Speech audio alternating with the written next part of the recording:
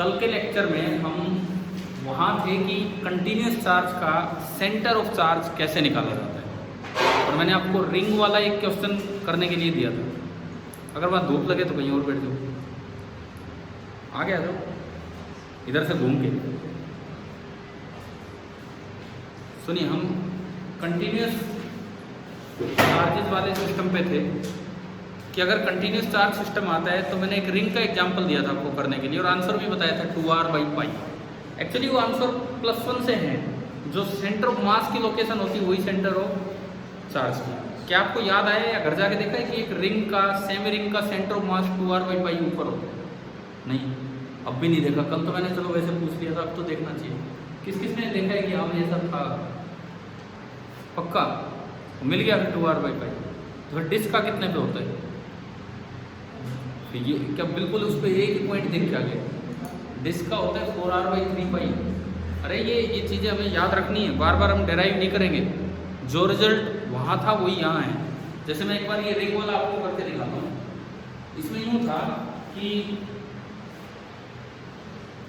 एक semi circular ring है,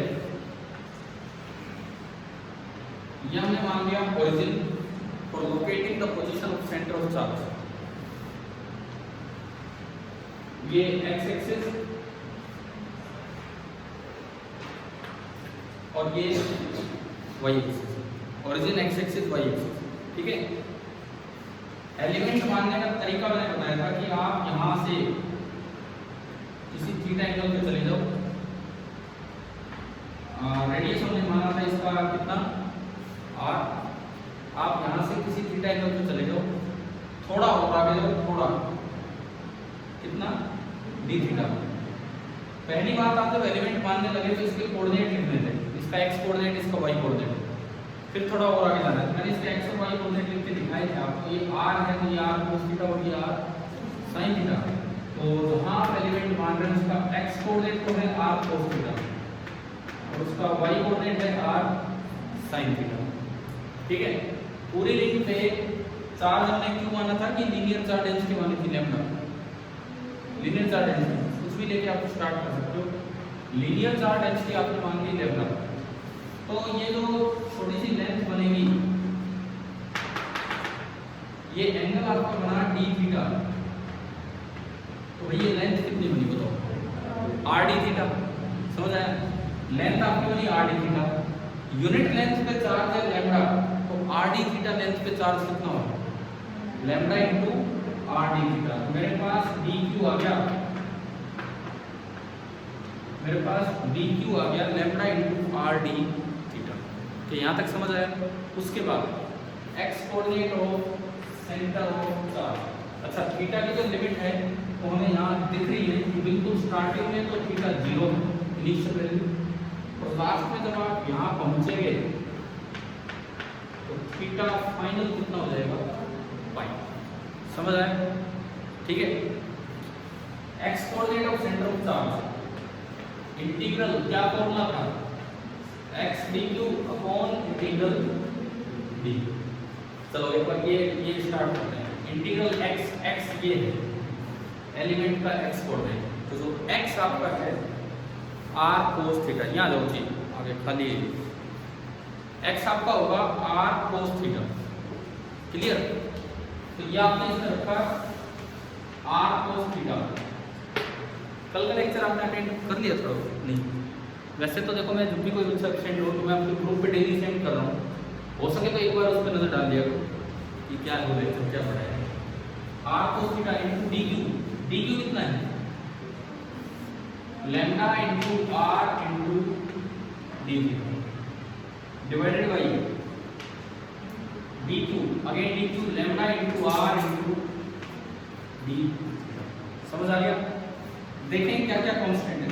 lambda और r ऊपर कांस्टेंट आया, r स्क्वायर बन गया, और अंदर बचा integral cos theta D theta. नीचे लैम्डा और r कांस्टेंट आया और अंदर बचा इंटीग्रल डी थीटा। लिमिट है हमारे पास, कहाँ से कहाँ? 0 से पाई। यहाँ पे लिमिट है 0 से पाई, ठीक है। अब अगर मैं इसको आगे बढ़ाऊँ तो लैम्डा इंटू r स्क्वायर को कांस्टेंट cos थीटा का इंटीग्रेशन क्या होता है? प्लस का साइन थीटा, ना कि माइनस का, प्लस साइन थीटा, और लिमिट है 0 से पाई। डी थीटा का इंटीग्रेशन थीटा और लिमिट है 0 से पाई। अब आप जब लिमिट ऊपर पुट करोगे तो साइन पाई माइनस साइन 0 बनेगा, और साइन पाई भी 0 होता है, साइन 0 भी होता है 0, तो 0 माइनस 0 भी कितना हो गया? 0। यानी कि ये जो आपका बनेगा कितना है? 0। X coordinate of centre of charge कितना आ गया आपका? 0। और ये तो बाई सिमेट्री भी कह सकते थे, जितना चार्ज इधर है उतना ही चार्ज, तो भाई ना तो एक्स कोऑर्डिनेट आगे मिलेगा, सेंटर ऑफ चार्ज का नाम पीछे। आप कल नहीं आए, हमने कल सेंटर ऑफ चार्ज वाला कॉन्सेप्ट पढ़ाया था कि जैसे सेंटर ऑफ मास होता है +1 में जो आप पढ़ के आते हो, बिल्कुल वैसा ही कॉन्सेप्ट है सेंटर ऑफ चार्ज। ठीक है, एनसीईआरटी में मैंने कहा था फिजिकल सिग्निफिकेंस ऑफ डाइपोल के नीचे लिखा हो। अच्छा, ये मैं बार बार आपको एक क्यों बताता रहता हूँ, वहाँ लिखा होगा वहाँ लिखा होगा, नहीं तो कई बार लगता है बच्चों को भाई पता नहीं क्या चल रहा है क्या चल रहा है। इससे आपको एक और एहसास होता है कि हम तो अपनी एनसीईआरटी भी पूरी नहीं करके चलते, हम सोचते हैं चैप्टर पूरा कर लिया, वो किताब भी पूरी नहीं कर रहे जो टेक्स्ट बुक है। दूसरी बात, एक दो बच्चों को डाउट था कि क्या हम आईआईटी लेवल का पढ़ रहे हैं, मैं आपको एनसीईआरटी लेवल का पढ़ रहा हूँ। ठीक है, अब वो अपने आप आईआईटी लेवल बन जाता है क्योंकि आईआईटी लेवल वही है जो एनसीईआरटी लेवल है, कुछ अलग नहीं है। आप यूँ सोच के लेवल वाइज तैयारी करोगे तो फिजिक्स नहीं सीख पाओगे। फिजिक्स को फिजिक्स की तरह चलने दीजिए, अपने आप चीज़ें बहुत ही क्लियर हो जाएगी, है ना। हाँ जी हाँ जी, यहाँ इधर बैठिए और चला। ये बताओ, ये कल दिया था, ये ध्यान है सेंटर ऑफ चार्ज हुआ नहीं हुआ? तो मैंने अभी x coordinate of centre of charge पूरा किया है, वो मैंने कल कहा था 0 आएगा। इसको जब आप सोल्व करते हो तो ये sine 0 sine pi minus sine 0, 0 minus 0 कितना हो गया? 0। मैं एक बार उस बात पे लौट के आता हूँ, आप घबराओ मत बिल्कुल भी। अगर इलेक्ट्रोस्टैटिक्स बहुत अच्छा कर लिया तो आगे आपकी हिम्मत बनी रहेगी, हिम्मत बना के रखनी पड़ेगी, क्योंकि बहुत अच्छा सा कॉन्सेप्ट है फिजिक्स में, बहुत तरीके से हमें जाना होगा। और ये स्टाइल तो छोड़ दो कि 2-4 तरह के न्यूमेरिकल करके चले गए, आए हुए क्वेश्चंस करके चले गए, उससे दिक्कत क्या होगी? कहीं नहीं सिलेक्शन हुआ तो फिर कहीं के नहीं बचोगे, समझ रहे हो? कहीं नहीं सिलेक्शन हुआ तो फिर कहीं के नहीं बचोगे, इस तरह का काम हो जाएगा। तो फिजिक्स को अच्छी तरह सीखते चलो। चलो ये एक्ससीसी अपना नोट कीजिए, ये मैं इसको और थोड़ा ढंग से लिखूं तो ये आया lambda into R sine pi minus sine 0 upper limit minus lower limit upon pi minus 0, और साइन पाई भी 0 होता है, साइन 0 भी 0 होता है, तो ये आपका 0 माइनस 0 0 आ गया। तो x coordinate of centre of charge आया 0, और वो 0 आना भी चाहिए था, कारण मैंने बताया था भाई एक्स कोऑर्डिनेट एक्स के अमाउंट अगर आप देखो जितना चार्ज आगे है उतना ही चार्ज पीछे, तो सेंटर ऑफ चार्ज ना आगे मिलना था ना पीछे, तो बिल्कुल बीच में मिलेगा। तो x coordinate of centre of charge कितना है? 0। क्यों पढ़ रहे हैं हम ये centre of charge? Coulomb's law लगाने के लिए। कूलम्ब्स लॉ नहीं कहता कि आप सारे चार्ज को समेट के सेंटर ऑफ चार्ज पर रख दो, कभी नहीं कहता। कूलम्ब्स लॉ कभी नहीं कहता कि आप सारे चार्ज को समेट के सेंटर ऑफ चार्ज पर रख दो और कूलम्ब्स लॉ लगा दो, गलत हो जाएगा उससे तो। लेकिन अगर डाइपोल मोमेंट निकालने की तरफ जाएंगे तो उसमें इसकी जरूरत पड़ेगी। ये कर लो पूरा, फिर मैं Y coordinate of centre of charge करता हूं, अगर मैं नहीं किया है आपने जैसे कल का नोट नहीं किया, थोड़ी ट्विस्ट जगह वगैरह छोड़ दिए, ठीक है कर लेना, लेकिन किया करो हम, नहीं तो ये चीजें भी सोचते चलेंगे।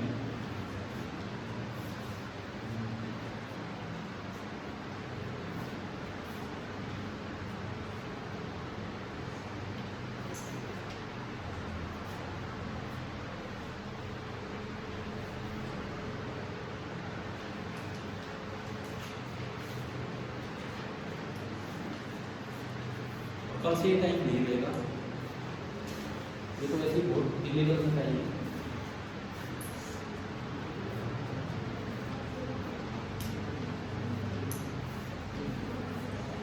मतलब टाइम पहले होगा, ठीक है। शब्द बात को बिल्कुल ही नहीं करना इस तरह की।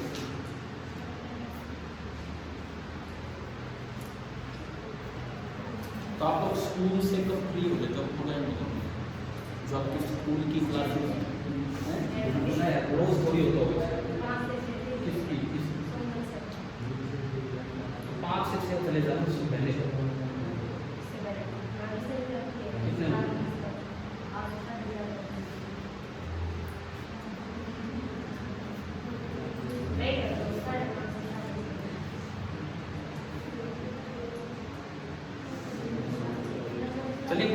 आप एक बार ये नोट कीजिए, हो गया ना? बातें मत करो प्लीज। अब y coordinate of centre of mass, centre of charge निकालते हैं।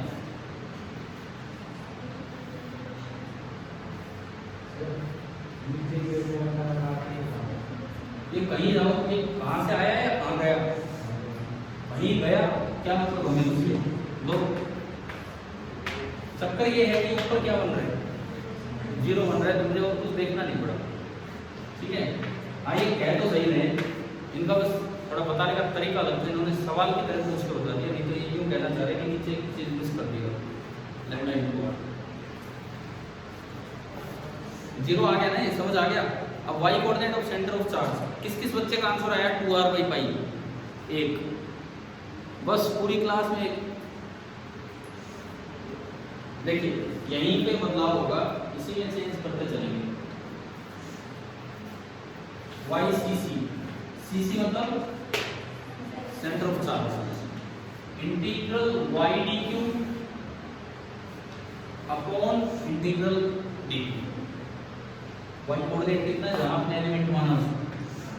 इसमें कोई दिक्कत है किसी को? कोऑर्डिनेट कैसे लिखते हैं वो तो पूछना। हाँ जी, समझ आ गया कैसे? नहीं पूछते क्यों? ये रेडियस r है, ये एंगल थीटा है, यहाँ एलिमेंट माना तो ये तो है उसका x कोऑर्डिनेट और ये है उसका y कोऑर्डिनेट। इस ट्रायंगल में अगर आप cos थीटा लगाओगे तो x/r, तो वहां से x आ गया r cos थीटा, और sin थीटा लगाओगे तो y/r, वहां से y आ गया r sin थीटा। फिर हमने फॉर्मूला लगाए। चलिए अब इसकी जगह r cos थीटा की जगह क्या है, r sin थीटा। बाकी सब सेम है, बाकी सब बिल्कुल सेम है, यानी कि अगले में भी यहाँ क्या आ जाएगा, sin थीटा। बाकी सब बिल्कुल सेम। समझ आ रहा है? ठीक है, चलने दो इसको। sin थीटा का इंटीग्रेशन क्या होता है, माइनस cos थीटा, माइनस बाहर लग गया और ये अंदर आ गया cos थीटा। ठीक है, बाकी सब सेम चल रहे, चलने दो। माइनस बाहर लग गया, ये बनेगा cos pi minus of cos 0। cos पाई कितना होता है, -1, और cos 0 1। -1 में से 1 घटाया कितना हो गया, -0। -1 में से 1 घटाया 0, -1 में -1 हो गया, -2 बना, -2 और 1 माइनस बाहर है, 2 बना, 2 बन गया। ऊपर चल रहा है r², ऊपर r² है, पिछली बार में कोई गलती से r देख रखो, r²। लैम्डा से लैम्डा गया, एक r से एक r गया, -2 से माइनस गया, 2 बना, क्या बचा,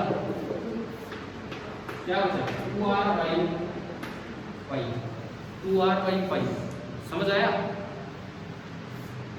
क्लियर है ना? देखो मुझे लग रहा है घर से आपने ट्राई नहीं किया, इतने छोटे छोटे काम थोड़ी करेंगे हम, ये तो जरा सा काम था, मैं ही कर करके दिखाता रहा हूँ कोई। अब है ना, ये फॉर्मूला याद करने, बार बार एग्जाम में ये थोड़ी डेराइव करेंगे। +1 का सेंटर ऑफ मास का फॉर्मूला है, एक सेमी रिंग का सेंटर ऑफ मास होता है 2r/π ऊपर, एक सेमी डिस्क का सेंटर ऑफ मास होता है 4r/3π ऊपर। हम उनके डेरिवेशन नहीं, आप +1 के नोट्स से, बुक से एक बार ये चीज़ें याद कर लेना। सेंटर ऑफ चार्ज निकालना आ गया, ठीक है, रिंग का तो याद हो जाएगा, सेंटर से 2r/π ऊपर, अगर वो यूनिफॉर्मली चार्ज होता है। चलें आगे बढ़े।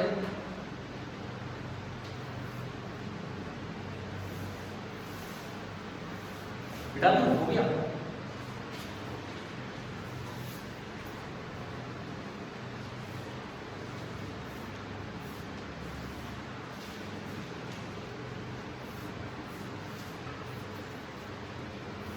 क्या आप में से कोई बच्चा बाहर गांव से आ रहा है, बनेना के अलावा? आप आते हो करी रहो, कोटिया से।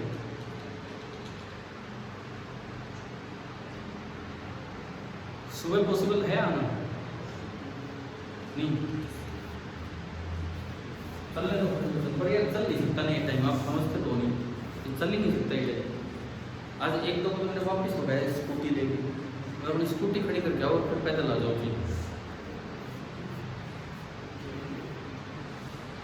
फिर चलिए हटा दो मैं।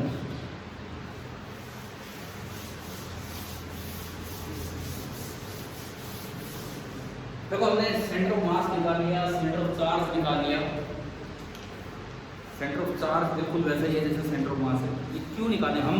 हमारी जो सीक्वेंस है, पहले हमने पॉइंट चार्ज का फील्ड निकाला, फिर हमने ग्रुप ऑफ पॉइंट चार्ज का फील्ड निकाला, उस पर एक दो सवाल लिए थे ट्रायंगल बना के या कुछ इस तरह से।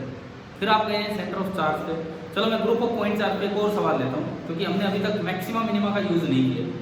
ठीक है, तो एक बार इस कॉन्सेप्ट को भी डाल दिया जाए, concept of maxima and minima.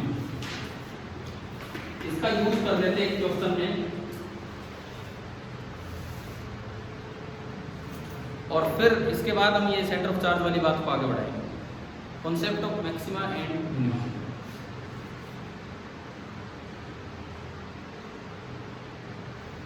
देखिए सपोज आपको दो चार्ज दिए हैं प्लस की तरह, कैपिटल Q कैपिटल Q, इनके बीच की दूरी फिक्स कर दी d। मैं क्वेश्चन ये लेके ये चीज क्लियर करूंगा। इनके बीच की डिस्टेंस है d। आपसे यूं पूछा है कि इसके परपेंडिकुलर बाइसेक्टर पे यहां से कितनी दूर फील्ड मैक्सिमम होगा। परपेंडिकुलर बाइसेक्टर पे यहां से मैंने कहा कोई दूरी है x, और वहां पे जो फील्ड है दैट इज मैक्सिमम। मैक्सिमम का प्लूरल होता है मैक्सिमम, मिनिमम का प्लूरल होता है मिनिमम। तो आपको ये x निकालना है। क्या हमने HCV डिस्कस की थी फर्स्ट पार्ट? शायद क्वेश्चन नंबर 31 ऐसा ही था, पता नहीं आपने सोल्व करवाया कि नहीं मुझसे यहाँ। उसमें फोर्स पूछ लिया कि इसके परपेंडिकुलर बाइसेक्टर पे कहाँ चार्ज को रखूं कि फोर्स मैक्सिमम लगे। याद ही नहीं आ रहा आपको, या तो आपने किया नहीं या फिर यहाँ सोल्व नहीं हुआ। शायद 31वां सवाल था, करवाया था, बिल्कुल वही कॉन्सेप्ट है। वहाँ फोर्स निकाला था, यहाँ फील्ड निकाला है। कैसे क्या पढ़ा है हमने कभी कि मैक्सिमम मिनिमम क्या बताता है? जब भी कभी E को मैक्सिमम या मिनिमम करना हो, write E as a function of variable x, then find dE by dx and then equate it to 0. For maximum double differentiation is negative and for minimum double differentiation is positive. कभी आया है ये concept? आया है ना, थोड़े दिन पहले भी हमने डिस्कस किया था। तो चलिए अब स्टार्ट करते हैं काम। सॉल्यूशन क्वेश्चन को लिख लो आप पहले।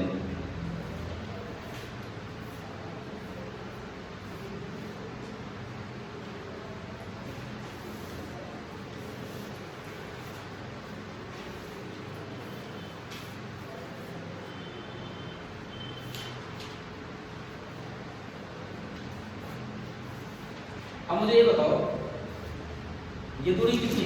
ये d/2, ये x, तो क्या ये डिस्टेंस आ गई हमारे पास पाइथागोरस से? मैं इसका सॉल्यूशन इसी डायग्राम में स्टार्ट कर रहा हूँ।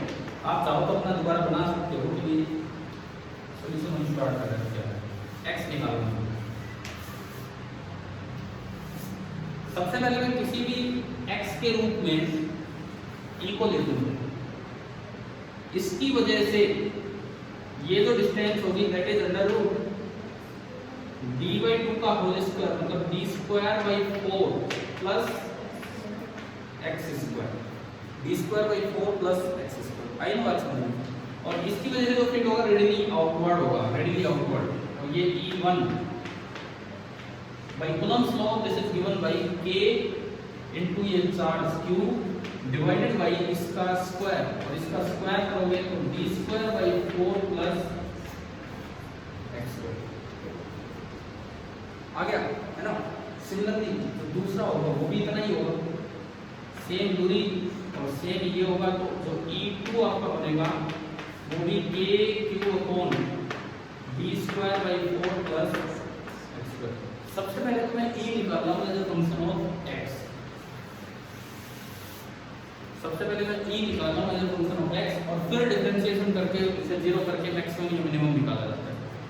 इनका रिजल्टेंट आप जानते हैं कि ये पैरेललोग्राम कंप्लीट होगा, और ये नेट E1 है। क्या इन दोनों का मैग्नीट्यूड सेम है? अगर सेम होता है तो एक फॉर्मूला जानते हैं ना, 2 times magnitude of 1 into cos of half angle. वो हाफ एंगल आप थीटा मान लो, let the half angle be theta, इधर वाला हाफ एंगल बी थीटा, पूरा 2 थीटा। तो जो रिजल्टेंट E बनेगा, जो हमारा रिजल्टेंट E आएगा, this will equal to 2 times KQ upon b square by 4 plus x square और इनटू cos थीटा।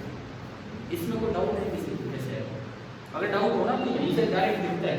दोनों के ऊपर कंपोनेंट बनेंगे cos थीटा, दोनों के बाहर कंपोनेंट बनेंगे sin थीटा, वो कट जाएंगे जुड़ जाएंगे तो डबल हो जाएगा 2 टाइम्स।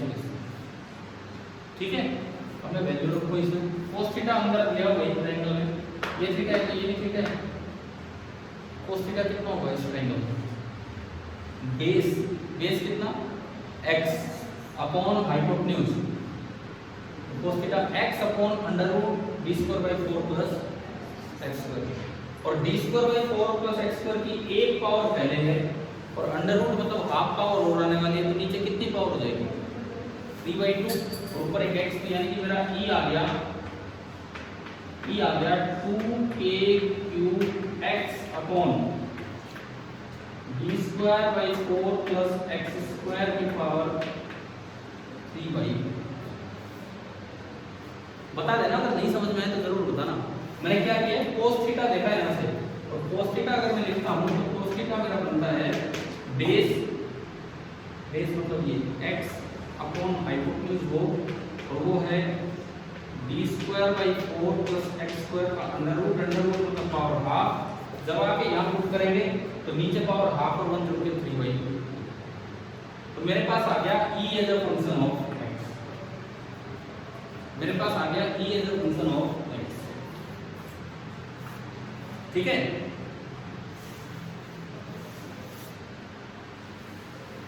इसके बाद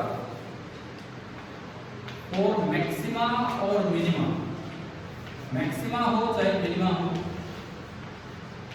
dE बाई dx को किससे इक्वेट करना होता है? 0 से। ये एक मैथमेटिकल पॉइंट है। तो सबसे पहले हम निकालें dE बाई dx। भैया थोड़े ही दिन पहले आया था u बाई v रूट, ऊपर भी x है, आया तो होगा इसी क्लास को तो मैं पढ़ा रहा हूँ आजकल, समझ आ गया क्या था u बाई v रूट? जब ऊपर भी x है नीचे भी x है तो डिफरेंशिएशन कैसे करते हैं? यूँ मत मानना कि कौन सा मैथ्स आ गया, ये वो मैथ्स है तो आपको 11वीं की शुरुआत में मैथमेटिकल टूल्स के दौरान भी पढ़ाया जाता है। u बाई v का डिफरेंशिएशन होता है, मैं एक बार लिख दूँ आपके लिए, d by dx of u by v होता है, आप v का तो क्या कर दो स्क्वायर, और v as it is into du by dx minus u as it is into dv by dx। तो मैं dE बाई dx लिखा हूँ, dE बाई dx। सबसे पहली चीज कांस्टेंट क्या है इसमें, ये इसको तो बाहर करो, 2kq ये तो कांस्टेंट। ठीक है, डायग्राम बना दो थोड़ी देर के लिए, आप समझ सकते हो क्या है।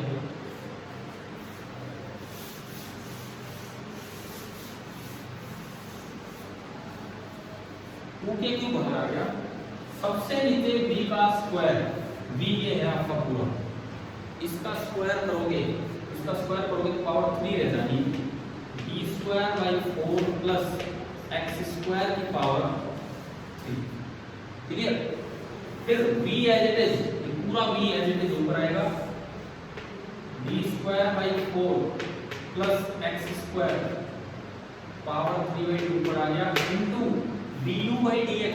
u कौन है? ऊपर क्या है ओनली, तो dx बाई dx कितना? 1। समझ आ रहे हैं कैसे लगा रहे हैं?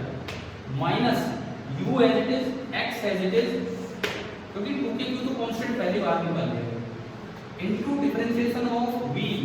अब v बहुत बड़ा है तो चेन रूल हम लगाते हैं, इसको ढक लो, पावर 3/2। देखो मैं एक बार कभी आपको दिक्कत हो इसलिए मैं लिख देता हूँ पहले पूरा, d बाई dx हो d square by 4 plus x square की पावर 3/2। आगे समझो, मैंने जानबूझ के डिस्टेंस डी ली है, तो कि डिफरेंशिएशन में भी हम क्या यूज करते हैं, डी। कई बार बच्चा अनजाने में डी से डी काट जाता है, फिर पता नहीं कैसे सोल्व करते हैं, तो थोड़ा ध्यान रखना, ये डी ही आता है बहुत बार सवाल। अब इसका डिफरेंशिएशन कैसे होगा? पावर आगे उतरेगी, पावर में कम होगा और फिर ये जो बीच का सारा मटेरियल है इसका डिफरेंशिएशन होगा। तो अगर मैं आपको ये अलग से करके दिखाऊं, d/dx of d²/4 plus x² की पावर 3/2, इसको ढक लीजिए, 3/2 पावर आ गया है इनटू इसकी पावर में एक कम करोगे तो कितना बनेगा? एक कम किया तो 1/2 इनटू डिफरेंशिएशन ऑफ ये जो आपने ढका है, इसमें d²/4 का तो 0, उसमें तो वेरिएबल ही नहीं है, और x² का कितना 2x, d²/4 का 0 और x² का 2x। आ गया क्या समझ? डिफरेंशिएशन 2 से 2 गया तो ये डिफरेंशिएशन किया है, मैं रख दूं यहीं पे, तो एक स्टेप और बढ़ा देते हैं। तो मेरा जो de/dx आया, de/dx क्या है 2kq अपॉन, ये तो नीचे है ही, d²/4 प्लस x² की पावर 3। अब देखते हैं अंदर, ये पावर 3/2 है, मैं इसको लिख सकता हूं d²/4 plus x² power 1 and power 1/2 लिख सकते हैं सर 3/2, क्योंकि कुछ कॉमन लेना पड़ेगा, माइनस x इनटू ये पूरा क्या है, ये उधर रखा है, ये रखा है 3x है तो माइनस 3x² हो गया, और बचेगा d²/4 प्लस x² की पावर कितनी, मैं अभी नीचे का हटा रहा हूं, ये जरूर लिखो। अब बताओ डिफरेंशिएशन करना आ गया तो बस,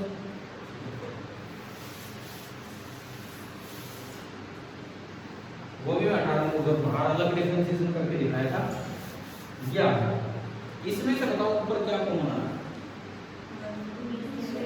ये पावर हाफ यहाँ भी है, तो पावर जब आप हाफ पावर उठा के यहाँ कॉमन लोगे, नीचे 3 ऊपर आपको 2.5 पावर बचेगी। ये सेम यही वर्डिंग कुछ दिन पहले आई थी आपकी क्लास में, ठीक है? तो ये आपका आया 2kq upon d²/4 plus x² की पावर 2.5, 5/2। अंदर अब देख लो क्या क्या बच गया, एक तो इसकी पावर 1, तो यहाँ क्या बचा माइनस 3x²। अब सोचो d²/4 plus x² minus 3x², क्या बचा d²/4 plus x² minus 3x² minus 2x²। ये मेरे पास आ गया de/dx, इक्वेशन नंबर। और अगर आपको मैक्सिमम या मिनिमम करना हो तो डिफरेंशिएशन को कितना कर दीजिए 0, तो put de/dx is equal to 0, तो वो बाहर वाली चीज तो 0 होगी नहीं, तो क्या बचा d²/4 माइनस 2x², और you can say d²/4 is equal to 2x², तभी ये डिफरेंशिएशन 0 होगा।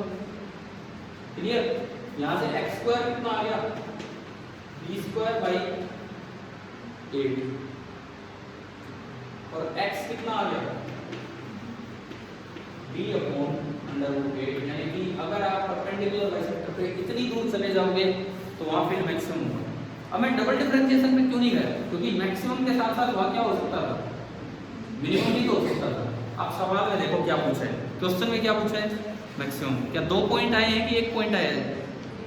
d/dx 0 करके एक ही आया है ना, तो अब मत जाओ डबल डिफरेंशिएशन को, मैक्सिमम ही मिलेगा। हाँ, अगर क्वाड्रेटिक बन जाती 2 रूट आते, फिर मुझे डबल डिफरेंशिएशन से चेक करना पड़ता कि किस पे तो पॉजिटिव और किस पे एक आए, तो वही मानो जो सवाल में पूछा। ठीक है, तो ये मेरा आंसर आ गया।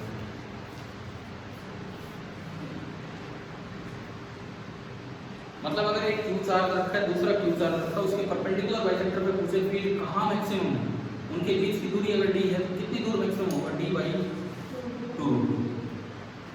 ठीक है, ये मैं इसलिए भी कह देता हूँ कि याद रह जाए तो रख लो, क्योंकि कई बार ये सोल्व करने में टाइम लग जाता है। अब देखो इस पे बेस्ड कैसे सवाल आ सकता है, इस पे बेस्ड अगर आपको रिजल्ट याद है, चलिए कर लीजिए इसका पूरा।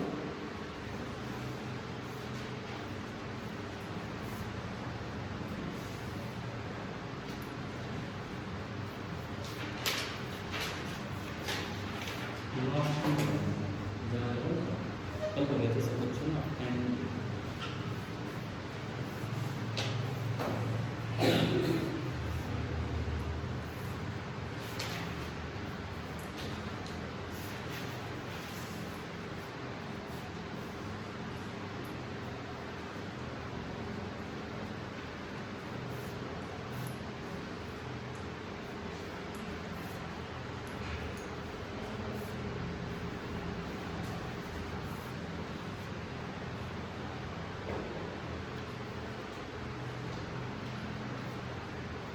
मैथ्स से तो घबराना ही नहीं है, फिजिक्स में मैथ्स का यूज तो डेफिनेटली होगा।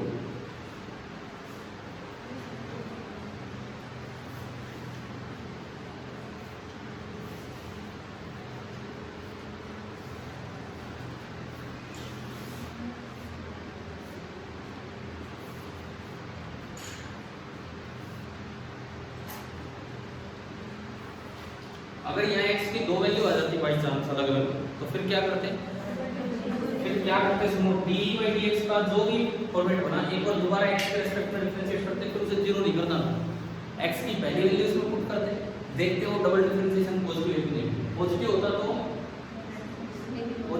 तो मिनिमम और नेगेटिव होता तो मैक्सिमम। ठीक है, इस तरह से करना होगा।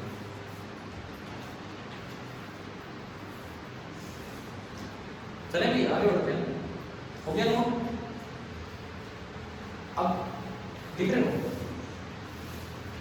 अब मैं इस रिजल्ट को जैसे डायरेक्टली यूज करूंगा,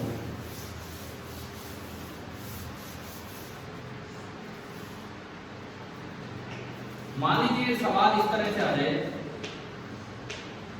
दो चार्ज रखें, एक स्मॉल q दूसरा भी स्मॉल q, ये इसका सेंटर पॉइंट है D, यहां मैंने एक q नॉट चार्ज लिखा, टेस्ट चार्ज फर्स्ट पार्ट, ये इसका परपेंडिकुलर बाइसेक्टर है। एक बार मैंने q नॉट रखा एट इंफिनिटी, एक बार q नॉट रखा एट मिड पॉइंट m, और एक बार q नॉट रखा कहीं बीच में, यहां से कितनी दूर x डिस्टेंस, ये ऐसी जगह रखा कि f on q not is maximum. ये जो मेरा q नॉट है ये है हमारा टेस्ट चार्ज।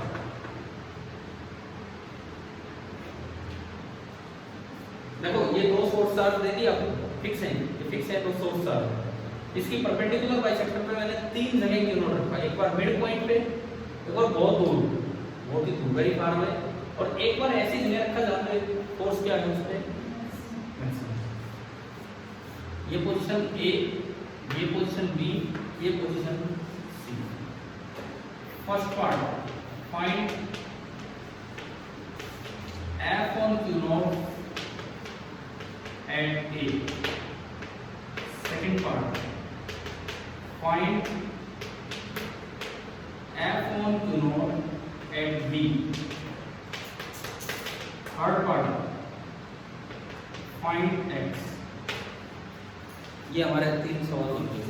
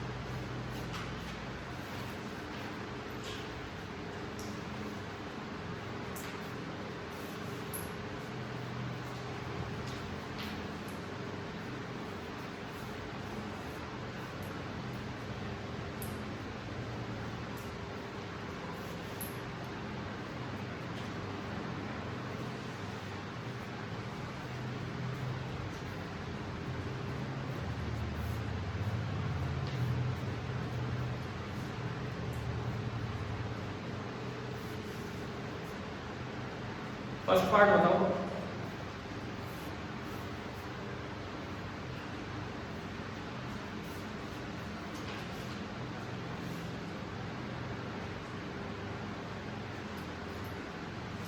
क्या ये न्यूट्रल पॉइंट नल पॉइंट है कि नहीं? मैंने आपको फर्स्ट चैप्टर में पढ़ाया था कि दो इक्वल चार्ज का नल पॉइंट कहाँ होता है? बीच में। वहां आप किसी को भी रख लो, उस पर नेट फोर्स कितना रहेगा? क्यों? कारण बड़ा सीधा है, ये जितना फोर्स लगाएगा उतना वो लगाएगा अपोजिट डायरेक्शन में, तो नेट फोर्स जीरो। फर्स्ट का आंसर आ गया जीरो, फर्स्ट का आंसर आ गया जीरो, है ना? डायरेक्ट लिख दो आंसर अपना। सेकंड पार्ट, सेकंड पार्ट में आपने यार इतनी दूर भेज दिया उसको, क्या किसी का भी असर पहुंचता है इंफिनिटी पे? इंफिनिटी पे तो ना, इससे दूर इनफाइनाइट, इससे दूर इनफाइनाइट, तो अपॉन इंफिनिटी स्क्वायर तो जीरो होगा, इसलिए सेकंड पार्ट का भी आंसर कितना होगा? जीरो है। एक प्लस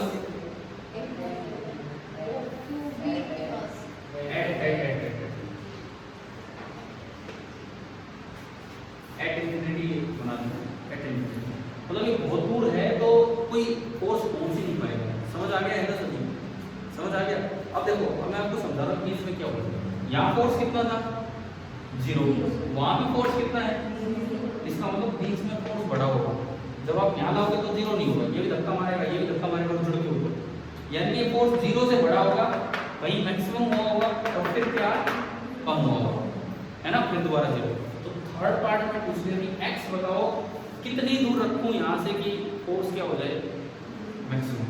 मैक्सिमम फोर्स मैक्सिमम इस पर कब लगेगा? जब फील्ड मैक्सिमम होगा, क्योंकि फोर्स तो क्या होता है? Q नॉट इंटू ई।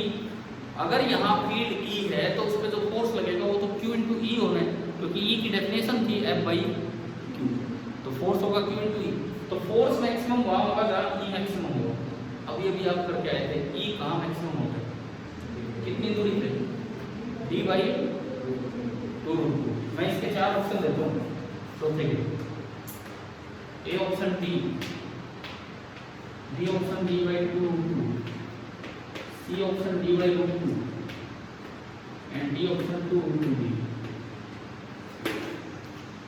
इसके लिए कि कहाँ फोर्स मैक्सिमम होगा, ऑप्शन भी लिख दो चीज के सामने अपनी कॉपी में।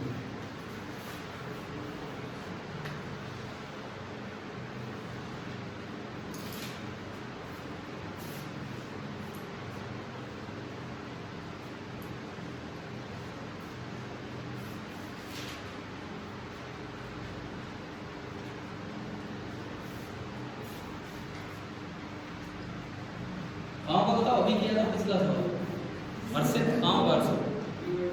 मतलब इनमें से ABCD में से कौन सा ऑप्शन? अर्षित सेकंड।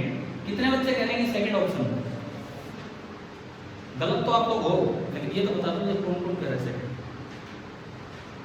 हमें उत्तर नहीं रटना है, वहां से हमें उत्तर नहीं रटना है। क्या ये दूरी D है क्या? डिस्टेंस कितनी है? 2D। जो भी डिस्टेंस हो डिवाइड बाई 2, समझ रहे हो? मतलब ये तो गलती हो जाती है ना, हम घर से पढ़ के गए D बाई 2, पेपर में देखते D बाई 2 ले आए -1, है ना? तो ये गलतियां नहीं करनी। तो 2D बाई 2√2 यानी कि ये नहीं, आंसर क्या नहीं? समझ आ गया ना सभी? क्योंकि फील्ड वहां मैक्सिमम होगा, जहां फील्ड मैक्सिमम होगा वही फोर्स मैक्सिमम होगा, और फील्ड मैक्सिमम होगा 2D/2।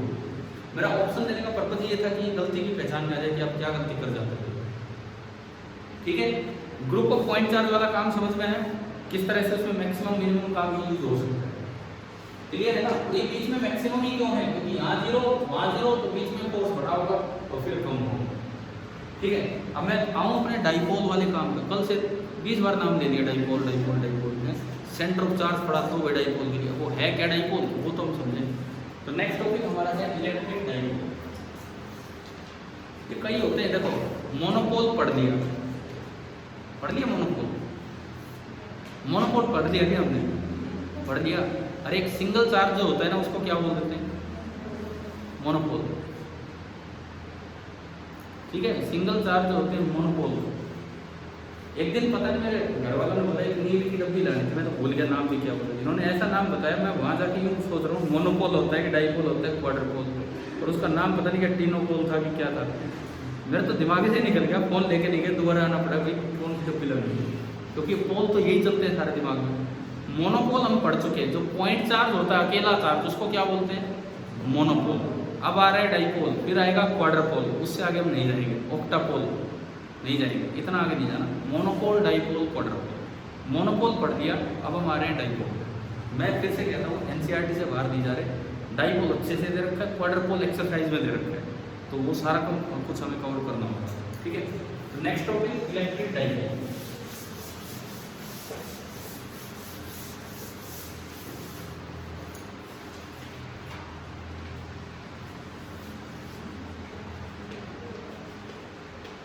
नेक्स्ट टॉपिक हमारा है इलेक्ट्रिक डाइपोल।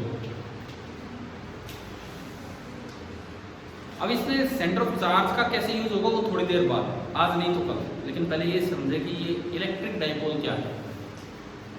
ये एक ऐसी अरेंजमेंट है जिसमें दो सेंटर ऑफ चार्ज होते हैं, एक पॉजिटिव सेंटर होगा और एक नेगेटिव सेंटर, और दोनों पे नेट पॉजिटिव और नेगेटिव चार्ज इक्वल होगा, ताकि नेट चार्ज कितना बन जाए, 0 हो जाए। लेकिन उन पॉजिटिव और नेगेटिव चार्ज के सेंटर्स में कुछ सेपरेशन होना चाहिए, तब वो डाइपोल की तरह बिहेव करेगा। आप 11वीं से केमिस्ट्री पढ़ के आए रहते हो, आपने पोलर मॉलिक्यूल भी पढ़े होते हैं और आपने नॉन पोलर मॉलिक्यूल भी पढ़े होते हैं। CO2 कैसा मॉलिक्यूल है? स्ट्रेट है वो, कैसा है, पोलर नॉन पोलर? बोलो नॉन पोलर। H2O कैसा है? Polar molecule. H2O में पॉजिटिव चार्ज का सेंटर अलग है, नेगेटिव चार्ज का सेंटर अलग बैठा होता है। पॉजिटिव चार्ज का सेंटर तो कहाँ होता है? ऑक्सीजन के सेंटर पे। नेगेटिव चार्ज का सेंटर कहाँ होता है? उल्टा बोल गया वैसे, H2O में O इलेक्ट्रोनेगेटिव होता है, तो O नेगेटिव चार्ज का सेंटर तो ऑक्सीजन के सेंटर का। पॉजिटिव चार्ज का सेंटर कहाँ होता है? H और H का जो बीच की लाइन होगी उसका सेंटर वो बैठ जाता है ऑक्सीजन के पेट में ही, मतलब बैठता तो ऑक्सीजन के अंदर ही है। बनाने को तो बच्चे बना देते हैं छोटा सा वो, नीचे तो बड़े बड़े और फिर दिखा देते हैं, ये नहीं, वो ऑक्सीजन के पेट में ही बैठता है, मतलब पेट में मतलब ऑक्सीजन के अंदर ही, ठीक है। सीखेंगे ना ये आप चीज़ें। वो एक मॉलिक्यूल आपका कैसा होता है? Non polar. लेकिन ये तो केमिस्ट्री में चला जाएगा ज़्यादा, मैं अपनी फिजिक्स पे लौट के आता हूँ। इलेक्ट्रिक डाइपोल का मतलब है कि मेरे लिए बस दो सेंटर ऑफ चार्ज हो, इसीलिए हम वो सेंटर ऑफ चार्ज पढ़ रहे थे बार बार कि क्या होता है। एक सेंटर आए पॉजिटिव चार्ज का सेंटर, सारा चार्ज समेट के वहाँ रख दो।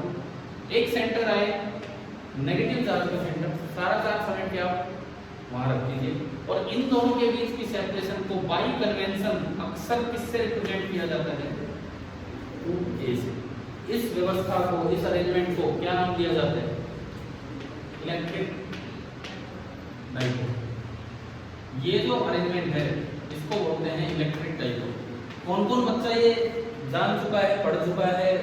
मतलब स्कूल में तो वही चीजें होते हैं इलेक्ट्रिक डाइपोल। आपके तो ऑप्टिक्स स्टार्ट हुई तो वहाँ तो अभी कोई मतलब नहीं है चीज़ों का। बाकी इसके अलावा कौन कौन बच्चा इलेक्ट्रिक डाइपोल, मैं कुछ पूछने वाला नहीं हूँ, मैं तो वैसे पूछ रहा हूँ। डाइपोल पढ़ चुके हो क्या स्कूल में? हाथ ऊपर करो कौन कौन? सबने ही पढ़ दिया। आपके ऑप्टिक्स स्टार्ट ही नहीं किया? अच्छा कोई बात नहीं। तो जिन्होंने पढ़ भी लिया है ना वो भी अब एक अच्छे सिरे से डाइपोल को समझिए क्या होता है क्या नहीं। दो चार्ज का ये अरेंजमेंट इसे बोलते हैं इलेक्ट्रिक डाइपोल। नेट चार्ज कितना होगा?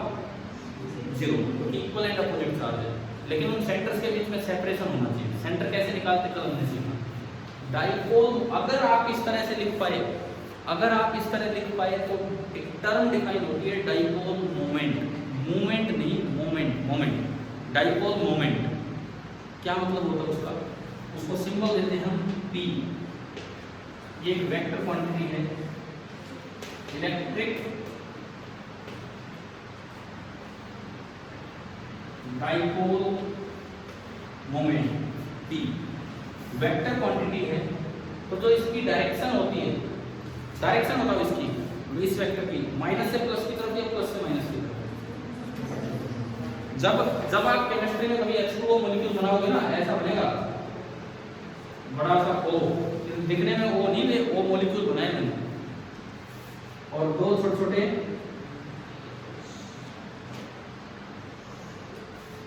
H बनी है, ऐसा बनाया भी है H2O। अरे H2O का ओरिजिनल शेप ये होती है। हम तो क्या करते हैं, तीनों बराबर से बना देते हैं, ठीक है। अब इसमें मैं कोई नाक का आप नहीं बनाने वाला हूँ भैया, कुंडल करें का ये कुंडल से क्या होगा। ये H2O है, सुनो, ये H और ये बीच वाला O। ऑक्सीजन इलेक्ट्रोनेगेटिव होता है कि इलेक्ट्रोपॉजिटिव? इलेक्ट्रोनेगेटिव। तो जो नेगेटिव चार्ज का सेंटर है वो ऑलमोस्ट यहाँ बैठा है। पूरा H2O मॉलिक्यूल न्यूट्रल है कि चार्ज है? अरे इसमें इतना क्यों सोचना है, हर मॉलिक्यूल न्यूट्रल होता है। अगर पूरा मॉलिक्यूल है तो वो न्यूट्रल ही है। अब देखो दो जो X हैं वो इलेक्ट्रोपॉजिटिव हैं, इनके जो सेंटर होते हैं तो यहाँ भी है, ये O के अंदर ही होता है, ये बाहर नहीं होता है, ठीक है ना। ये तो सेंटर है पॉजिटिव चार्ज का और ये सेंटर है किसका? नेगेटिव चार्ज का। अब मैं पूछना चाह रहा हूँ आपसे, डाइपोल मोमेंट की डायरेक्शन किधर दिखाते हो आप केमिस्ट्री में? पॉजिटिव से नेगेटिव कि नेगेटिव से पॉजिटिव है? कुछ समझ ही नहीं आ रहा। कोई एक बच्चा बोले हाँ जी वंदना, पॉजिटिव से नेगेटिव, बिल्कुल सही बताया उन्होंने। केमिस्ट्री में जो आप पी की डायरेक्शन दिखाते हैं, this is P chemistry.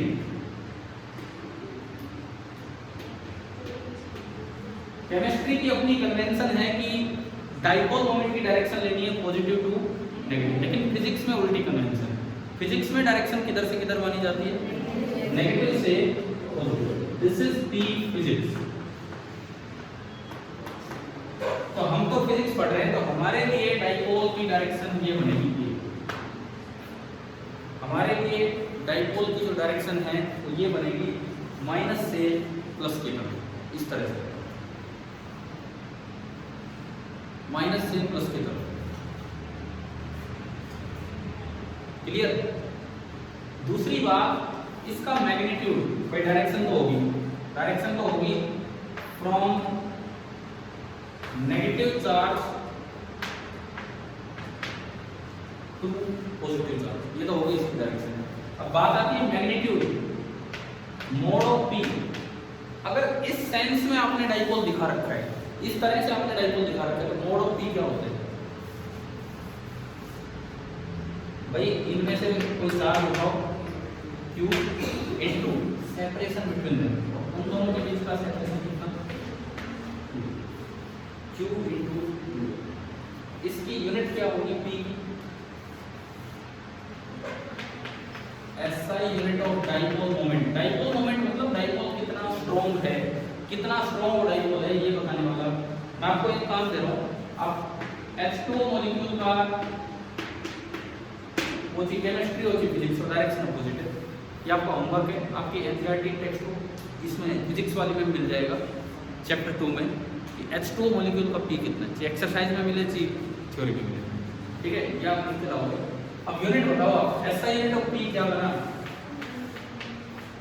Charge की यूनिट कूलम और डिस्टेंस की मीटर। गैप आएगा नहीं आएगा? अरे कूलम और मीटर में गैप आएगा नहीं आएगा? बिल्कुल आएगा। जब भी दो अलग अलग यूनिट्स लिखी जाती है, अब टाइपिंग में मत जाना, किसी का मॉड्यूल हो किसी के पैकेज हो, वो नहीं ध्यान रखते हैं इतना। जब भी दो अलग अलग यूनिट्स को इकट्ठा करते हो, हमेशा उनके बीच में स्पेस आता है। स्पेस तब नहीं आता है जब उनमें वो प्रीफिक्स के तौर पे आता है। जैसे आप इसको यूं भी लिख सकते हो 1 मीटर कूलम, लेकिन आप इसको यूं नहीं लिख सकते हो, क्यों नहीं लिख सकते? हम इसको यूं क्यों नहीं लिख सकते? लास्ट वाला जो मैंने लिखा बताओ, यहाँ गैप नहीं है ना, तो ये मीटर कूलम नहीं है, ये पूरी एक ही यूनिट है, तो नहीं है। और M स्टैंड्स फॉर प्रीफिक्स मतलब मिली, तो ये मिली कूलम रीड होगा ना कि मीटर कूलम। अब कुछ बुक्स, एक गलत सी बुक मैंने भी पढ़ी गई, पता नहीं कौन सी, मैं भूल ही गया, वो लिखता है कि यूनिट आप ये नहीं लिख सकते हो, और लिखता है यूनिट ये लिख सकते हो। वो लिख रहा है कि भाई ये तो रीड होगा मीटर कूलम और ये रीड होगा कूलम मीटर, ये तो कुछ भी रीड नहीं होगा, पता नहीं क्या लिख दिया, ये तो कुछ भी रीड नहीं होगा। हाँ ये सही है उसकी बात, मीटर कूलम, लेकिन आप ये लिख सकते हो। अब वो बुक वाला कहेगा ये भी नहीं लिख सकते, क्योंकि वो इसको भी मीटर कूलम पड़ेगा, क्योंकि तो अलग तरीके से होता है। समझ गया ना बात? ये लिख सकते हो, लेकिन ज्यादा बेटर आप ये लिखो, पता लगे किसी को कंफ्यूजन वो काट के बैठे इसको, तो इसलिए आप पहले से लिखना तो हाथ में, पता नहीं उस पेज के ले पाएंगे नहीं पाएंगे। ऐसा यूनिट होगी, समझ आ गई? अब एक और प्रैक्टिकल यूनिट होती है, इसकी बड़ी फेमस यूनिट है, बड़ा फेमस साइंटिस्ट था, उसकी नाम पे, उसके नाम पे यूनिट रखी गई। देखो जितने भी यूनिट्स रखी गई हैं, जितनी भी यूनिट्स रखी गई हैं, ये साइंटिस्ट के नाम पे ही बहुत ज़्यादा। फोर्स की यूनिट क्या है? Newton. 5 Newton, 10 Newton, 15 Newton, 1000 Newton. तो न्यूटन को सम्मान देने के लिए फोर्स की SI यूनिट न्यूटन रखी गई। जब भी कोई यूनिट किसी साइंटिस्ट के नाम पर रखी जाती है, पूरी यूनिट हमेशा स्मॉल लेटर से लिखी जाएगी, लेकिन अगर सिंबल लिखेंगे तो कैपिटल। क्लियर? कोई इंडियन साइंटिस्ट के नाम पे कोई यूनिट याद आती है? एक यूनिट थी चंद्रशेखर। बस रे देखो, चंद्रशेखर लिमिट मास की यूनिट थी। मास की बहुत बड़ी यूनिट है, सन के मास के टर्म्स में इसको बताया जाता है चंद्रशेखर लिमिट। मास की SI यूनिट तो किलोग्राम है। भाई हम हंसी इसलिए लग रहे हैं ना, जिन दिनों ये विज्ञान विकसित हो रहा था, हमारे यहाँ इंडियन नेशनल मूवमेंट विकसित हो रहा था, देश को आज़ादी दिलाने वाला IN, इंडियन नेशनल INM। क्योंकि इंडिया में तो बहुत सारे मसले हावी थे ना, वो अंग्रेज आ गए थे, उनको भगाना ये है, तो विज्ञान कहाँ इतना विकसित हो पाया। उससे पहले न्यूटन सेब देख रहे, यहाँ मुगल काल आ रहा था, बाबर साहब आ गए थे, है ना। तो हम तो मतलब इंडिया में थोड़ा साइंस का कम रहा ना। अरे हिस्ट्री तो आप पढ़ते ही हो, पढ़ते इसलिए हो कि आप 10th 12th तक तो आती है आपके इतिहास, तो 10th तक, 12th तक तो नहीं, 10th तक तो उनमें सारी चीज़ें आती हैं। तो क्या हिस्ट्री में कोई चैप्टर साइंस का आता है कि भारतीय विज्ञान का इतिहास? वो इसीलिए तो नहीं आता कि इतना ज़्यादा काम हुआ नहीं उसमें, इतना ज़्यादा। ठीक है, इसीलिए यूनिट्स उनके नाम पर दिया। मैं आ रहा हूँ इसकी एक और प्रैक्टिकल यूनिट, उसको बोलते हैं डिवाई। डिवाई नाम सुना है? कहाँ पे सुन लिया है ये? किस जगह नाम सुना है कि भाई ये भी एक साइंटिस्ट है? DEVYE। कहाँ? केमिस्ट्री में। डिवाई एक बड़े बड़े तकड़े वैज्ञानिक थे। थोड़ा सा मैं आपको बताऊँ, सुनिए। 1905 में, अगले 5 मिनट आपको कुछ नहीं लिखना, बस सुनना मेरी बात। क्या हुआ 1887 में, तो काफ़ी पीछे ले गया आपको एकदम, हर्ट्ज ने एक डिस्कवरी कर दी, फोटो इलेक्ट्रिक इफेक्ट की। लाइट डालने से क्या बाहर निकल रहे थे? इलेक्ट्रॉन बाहर आ रहे थे। ये डिस्कवरी हो गई। वो एक्सप्लेन नहीं हो पाई, क्योंकि उन दिनों वेव थ्योरी हाई थी कि लाइट एक वेव है, उससे एक्सप्लेन ही नहीं हो रही थी। यार ऐसे कैसे इलेक्ट्रॉन बाहर आ गया? आइंस्टीन 1905 में, तो आइंस्टीन कुछ मतलब 20-22-23 साल का होगा, जितने का भी हुआ। तो जब वो एक्सपेरिमेंट डिस्कवर हुआ तब तो वो बच्चा था। 1905 में आइंस्टीन ने एक theory the, photon theory of light, जो आप मॉडर्न फिजिक्स में पढ़ेंगे। हो सकता है केमिस्ट्री में भी कहीं आ जाए, लेकिन मॉडर्न फिजिक्स में हम वो पढ़ेंगे। उन्होंने कहा कि लाइट पार्टिकल्स पैकेट से मिलकर बने, और वो पैकेट क्या बोलते हैं उनको? फोटोन। लाइट पार्टिकल फोटोन से मिलकर बने। जैसे उन्होंने कहा कि आप कहीं लाइट डाल रहे हो, तो ऐसा नहीं है कि आप लाइट को वेव की तरह स्प्रेड कर रहे हो। अगर आप सब लोग एनर्जी कलेक्ट कर रहे हो, तो आप पैकेट्स में एनर्जी ले लो। जैसे एक पौधा है, कहीं 10 पौधे लगे, एक तो मैं नल की ले आऊँ और सब में पानी डाल रहा हूँ, ये डिस्ट्रीब्यूशन ऑफ एनर्जी तो होती है वेव डिस्ट्रीब्यूशन। एक में 10 थैली बांध के ले आया, ले भाई ले भाई, मतलब सबको एक एक पैकेट दे रहा हूँ। तो आइंस्टाइन ने ये बात कही कि बोले लाइट की जो एनर्जी जो आप रिसीव करते हो, वेव के तौर पे नहीं, आप किस तरह से रिसीव करते हो? पैकेट के तौर पे। बड़ा कड़ा विरोध हुआ इस बात का, बड़ा कड़ा विरोध हुआ। थोड़ा सा मैं इतिहास बता रहा हूँ विज्ञान का, आप समझिए। लोग अड़के बोले यार ये कलर टाइप आदमी है, ये कोई वैज्ञानिक भी नहीं। आइंस्टाइन इतना बड़ा नाम नहीं था, बोले ये हमें थ्योरी सिखा रहे हैं। तो उस समय के एक अच्छे वैज्ञानिक थे R.A. Millikan, Robert Arthur Millikan, जिन्होंने इलेक्ट्रॉन का ऑयल ड्रॉप एक्सपेरिमेंट किया है। अब ये क्या समझा रहे, कोई बहुत ज़रूरी बात बता रहे, मैं भगा दूँ आपको क्लास से, तो मैं बस चुप हो जाऊँ, नहीं बताऊँ। सुनो, R.A. मिलिकन ने एक्सपेरिमेंट किए बहुत सारे इसको आइंस्टाइन को गलत प्रूव करने के लिए, लेकिन अल्टीमेटली उनके एक्सपेरिमेंट्स ने आइंस्टाइन की थ्योरी को सही प्रूव कर दिया। अनइंटेंशनल था वो गलत प्रूव करना चाहते थे, लेकिन सही हो गया। इसके बदले में 10 साल बाद आइंस्टाइन की थ्योरी एक्सेप्ट की गई और 16 के आसपास जाकर आइंस्टाइन को नोबेल प्राइज मिल गया। ठीक है, बहुत लोगों ने विरोध किया, नोबेल प्राइज मिल गया। और 7-8 साल निकले। 1924 एक वैज्ञानिक आया, ये शायद केमिस्ट्री का नाम आ चुका हो, हाँ भाई नाम आ चुका नहीं केमिस्ट्री, क्या बोलते हैं मुझे? डी मोगली, ब्रोगली बहुत गलत प्रोनाउंसिएशन है। किसी भी किताब में पढ़ोगे, टेक्स्ट बुक एनसीईआरटी में पढ़ोगे, कहीं पढ़ोगे, जब भी ये नाम पहली बार आता है ब्रैकेट में लिखा रहता है प्रोनाउंस्ड एज डी ब्रोई। इसको क्यों डी ब्रोगली बोलते हो यार? आप ऐसे बोलोगे और आपसे छोटे भाई बहन ऐसे बोलेंगे, ये गलत चलता रहता है। ठीक है, डी ब्रोई, BROY बोलो तो सही कम से कम, या बोलो ही मत लिख दो चुपचाप। ठीक है, कोई पूछे भाई ये था, ठीक है, डी ब्रोई है ये।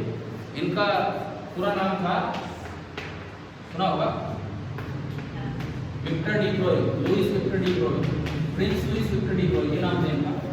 Prince Louis Victor de Broglie ने 1924 में एक थ्योरी दी। बोले आइंस्टाइन की बात बिल्कुल सही है, रेडिएशन जिसको लोग वेव मानते थे, आइंस्टाइन ने कहा उसका भी पार्टिकल नेचर है, वो भी पैकेट की तरह चलती है। उसने कहा रेडिएशन जिसको लोग वेव मानते थे उसका भी पार्टिकल नेचर दिखना। तो मैटर जैसे आप और हम जिसको लोग पार्टिकल मानते हैं उनका भी कौन सा नेचर होता है? Wave nature. क्या ये बात भी हम डिस्कस कर चुके हैं यहाँ क्लास में? नहीं ना, तो सुनो आराम से। डी ब्रोई ने जब वो PhD कर रहे थे, अपनी थीसिस देनी होती है, तो उन्होंने अपनी थीसिस में बात रखी कि जब आइंस्टाइन ने ये कह दिया कि रेडिएशन जिसको लोग वेव मानते हैं उसका पार्टिकल नेचर है, तो मैटर जिसको लोग पार्टिकल मानते हैं उसका भी कौन सा नेचर है? Particle nature. रेडिएशन जिसको लोग वेव मानते हैं उसका पार्टिकल नेचर है, तो मैटर जिसको लोग पार्टिकल मानते हैं उसमें भी कौन सा नेचर है? Wave nature. कोई प्रूफ नहीं था उनके पास, लेकिन बोले ऐसा है। लोगों ने 1% भी अपोजिशन नहीं की, क्योंकि वो बोले 10 साल पहले खराब कर चुके। आइंस्टाइन के टाइम 1905 का 15-16 हो गया एक्सेप्ट करते करते। बोले भाई बहुत जोरदार बात बताई, इतनी जोरदार बात कि नोबेल प्राइज देने तक की बात आगे। बोले कितना, और उसका आर्गुमेंट एक ही था, बोले नेचर लव्स सिमेट्री। वो कहता हमारी बॉडी देख लो, एक कान है, दो कान है, चेहरा देखो, मतलब चेहरा दो कान है ना, कि दोनों भगवान ने एक साइड लगा रखे। तो उसने कहा बड़ी सिमेट्री भगवान में लेके चलता है। तो अगर रेडिएशन का पार्टिकल नेचर है तो मैटर का भी कौन सा नेचर होगा? Wave nature. और उसने कहा आप ये वेव नेचर ऑब्जर्व भी कर सकते हो। क्या आपने मैटर का वेव नेचर ऑब्जर्व किया है? क्या आपने हम इंसानों का वेव नेचर ऑब्जर्व किया है? कनीना में तो कहीं दिखा देते हैं शाम को वेव नेचर, फिर उनको उठा उठा घर छोड़ के आना पड़ता। भाई पहुँच तेरा घर ये है, और क्या नाड़ियों में बड़े मिलते हैं। तो ये तो चलो ठीक है, छोड़ो। मैटर का वेव नेचर सबसे पहली बार डेविसन और जर्मर ने प्रूव किया 1927 में। 1924 की बात है, 27 में प्रूव कर दिया डेविसन जर्मर ने। 1928 में GP थॉमसन, बेटा of JJ Thomson. JJ Thomson वो था जिसने electron as a particle discover किया। वो कह रहे हैं, उसका बेटा कह रहा है ना मेरे बाप तो झूठ बोल रहे, पार्टिकल नहीं है ये तो वेव है। मतलब इन दोनों थॉमसन बाप बेटों ने ना इलेक्ट्रॉन को अपना फैमिली बिजनेस बना रखा था। 1906 में वो नोबेल प्राइज ले गया, 1929 में ये नोबेल प्राइज ले गया, बहुत सारा अमाउंट ले गया। बोले इनकी तो जीवन यूँ ही निकल गया इस चीज़ में, इस तरह का काम था। अब सुनो, जब डी ब्रोई ने 1924 में बात रखी कि इलेक्ट्रॉन या कोई भी और चीज़ इनका वेव नेचर होता है, तो ये बात पल्ले नहीं पड़ी। कई बड़े बड़े साइंटिस्ट के समझ ही नहीं आया। डिबाई उनमें से एक थे। डिबाई के कुछ समझ नहीं आया, तो उनका एक जूनियर था, मुझे लगता है नाम तो आप सभी ने सुन रखा होगा,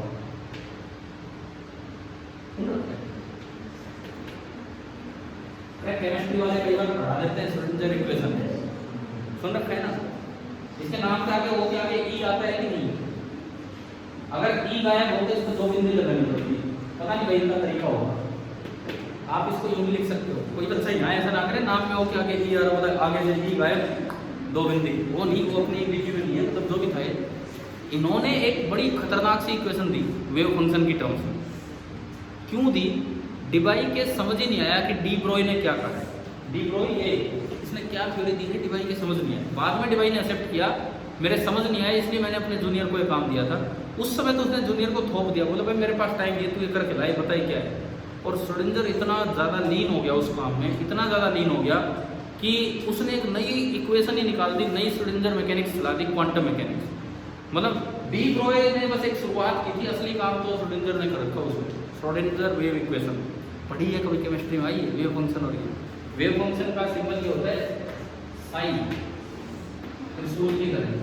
this is capital sign, this is small sign, इस तरह से होते हैं। तो ये वेव फंक्शन होते हैं।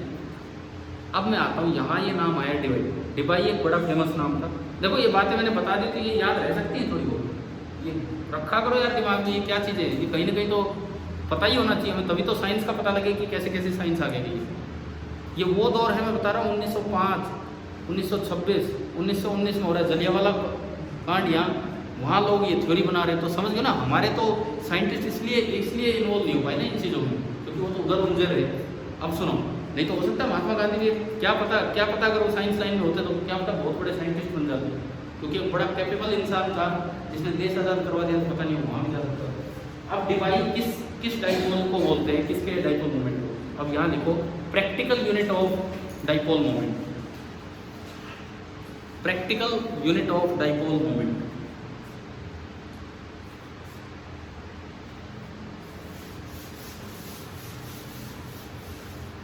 Practical unit of dipole moment, और उसके आगे कर देना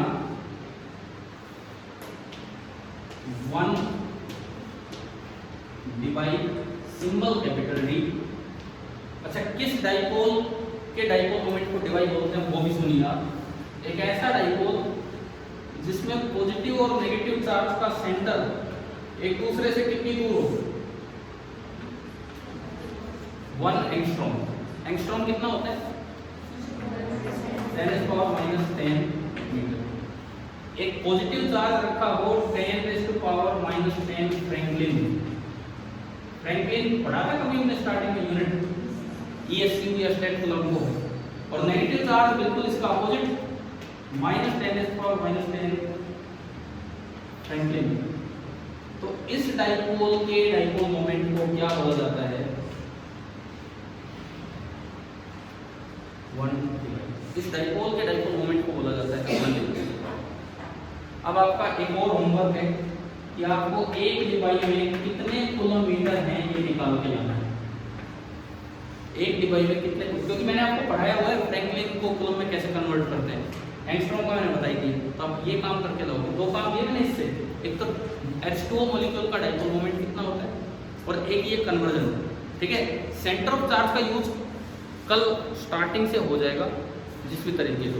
ठीक है, अब आखिरी बात, क्या आप 5 से 6 फ्री हैं? क्योंकि 6 बजे से आगे हम नहीं लेके जाएंगे क्लास, बिल्कुल नहीं।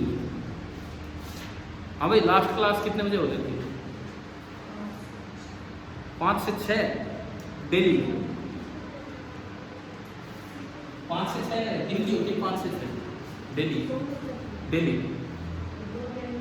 तो यार अब मैं नहीं ले जा सकता 6 से आगे। 6 से आगे बड़ी दिक्कत है, सरकारी व्यवधान है, तो हम नहीं लेके जाएंगे 6 से आगे क्लास को।